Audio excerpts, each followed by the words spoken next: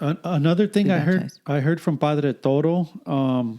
He says when Christ came, the first believers were adults.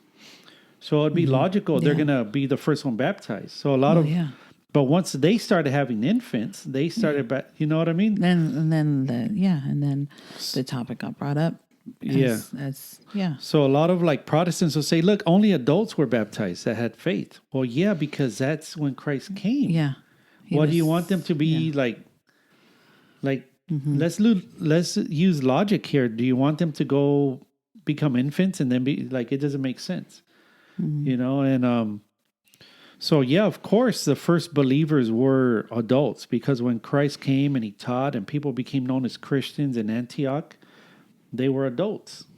And once those adults became believers, then they started baptizing their infants, their entire households.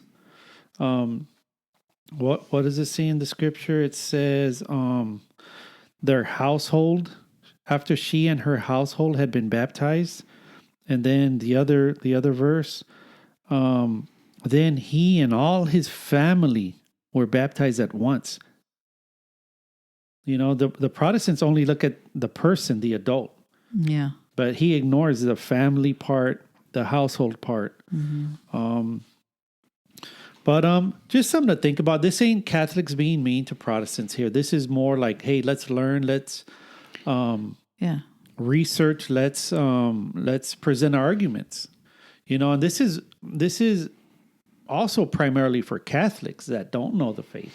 Yeah. And that you may encounter Protestants that say, "Oh no, Yeah. you're not supposed to do this or this and that," and we've given you some Bible verses that you can Yeah. use to say, wait a minute, no, this is why we believe this, and this is why we do this. This is why we do baptize our infants. Yeah, yeah. So so that's on the infants, and then on the